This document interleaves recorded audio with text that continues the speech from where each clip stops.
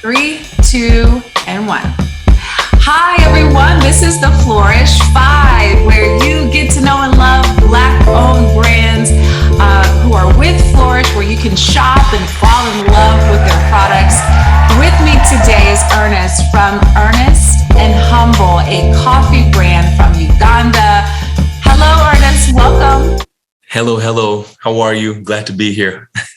So good to have you. We were chatting a while before we even started because your story is so incredible to me. You're bringing a little piece of home to all of us. So tell us the backstory of how you became inspired to be the founder of a coffee company. Yes. Originally, I'm from Uganda. I was born in Uganda, and I lived there until I was 10 years old. And my grandmother, she had raised me from the time I was 0 to 10. I lived with her and then moved to the States where my mom and my father were, and my siblings. We both were all in Uganda. And she died in 2016. And I never got a chance to go back and see her. I was actually planning on just to go see her, but she died before I can go back. I still went back that year. She died in like June of 2016. I still went back in November, and kind of was just, we're dealing with, just going to her grave and just all that was going on. And then one of my uncles was curious to see if there was a coffee market in Uganda, in the US, because primarily everyone is involved in coffee. My grandmother was a coffee farmer too. At some point, when we were growing up, people would come to the house, and at the time she's selling like the cherries. So you pick coffee off a tree, and so people will come and get like, 3-4 buckets, and they'll go and try to sell it at these markets. So as I remember, she treated that room so sacred because it was full of these like cherries, and we'll try to go in there and eat the cherries and are getting crazy hyped because it's caffeine. Yeah. But yeah, so in 2016, I talked to my uncle, and we tried to work something out where I could help him find a market. Prior to that, I hadn't really drank coffee at all. Yeah. But so that's how I started. It's amazing. So you said, okay, let's find a way to bring this to the States and keep your grandma's legacy alive, which I think is so special. I think she'd be so proud to see this beautiful product that you have here. And let's talk about the actual coffee itself, because what caught my eye as a coffee drinker was how you're saying that there's no bitterness in this coffee from Uganda. And for a coffee, like we're always trying to find a coffee that is smooth and rich. And you say you got it. So, tell us how you've made that happen. How is that possible?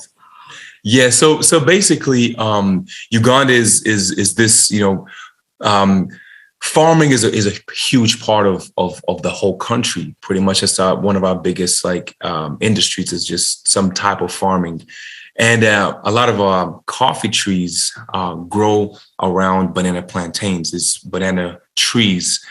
They use them because bananas have these thick leaves that cover and shield the coffee trees from the sun. So under the ground, coffee is very sensitive. It grabs, some of the nutrients and attributes of this banana and anything that grows around it. So it comes out in the cup as this smooth, it's winey. It has, this sweetness to it. So it's no bitter. Yes. Mostly it's just sweet bean. Oh, man. And I love how you can explain that to us and why it's that way. And you actually have a bag with us now. So tell us about the packaging and look how beautiful that is. That's something that you want to have open in your kitchen, right? But tell us what else is special about your coffee. So our coffee is actually sun-dried. So another ancient way of harvesting coffee. A lot of farmers didn't have access to water. It takes a lot of water to harvest the coffee. So what they did was they'll pick the cherries and put them in the sun, and they'll sun-dry, hull them, and get them ready for export. So this kind of are elements of our coffee. So you have the sun, the mountains in eastern Uganda where the coffee is from, the actual tree. So there's a few elements of what it goes into the coffee process. And Earnest and Humble basically is, to me, what my grandma was all about. She lived this life of community. I mean, we had it was her house, and like her kids had a house, a few of her kids had a house. So it was like maybe 20 or 30 people.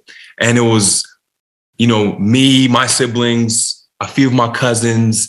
And for her, she was so about just love and sharing and community and generosity and culture. We learned so much about who we are, like the language, the customs. She always would correct, I wouldn't tell my cousin, I wouldn't tell them that's my cousin. She'd be like, what?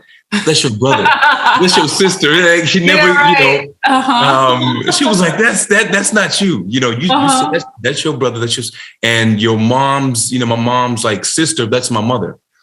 So that's how she was teaching us like culture. So for me, I wanted to kind of share like Ernest is, being earnest in who you are, strong in who you are, and then humble enough to appreciate other people. And we realized that when I went to, on these farms, they were so curious about who drank their coffee. They were like, oh, do they give the coffee to dogs? I'm like, no, they don't give. They had no clue who drinks that coffee. So I was like, it's interesting how, they're so curious and of what they don't know. And they see it as like, they want to learn, they want to. So I saw that like, you have to be humble and to just, it's a small world and you meet different people. And once we humble ourselves, we learn so much about people that are different from us. So that's the idea behind Earnest and Humble. Oh, man. All of that wrapped up in a wonderful cup of coffee. That's just, I mean, like, who wouldn't want to buy this coffee at this point? It just sounds, it's such a, the foundation of your brand is so special. And so we want to thank you for sharing that with us. My last question is, where should someone start on this scale of, because do you have different roasts and, medium roast and dark roast? Okay. So where should a basic coffee drinker just start with your product line? So to be honest, my roasts go from light to medium. Okay. I don't do any dark roast because I think a dark roast kind of like cheats, in the sense that you can't really have high quality coffee and then just burn it because they all taste the same if it's a dark roast. But the lighter the roast, the more you see any kind of defect. If something isn't right in the bean, the cup will tell you, like your palate will tell you, wow, this doesn't sound consistent. It doesn't taste consistent.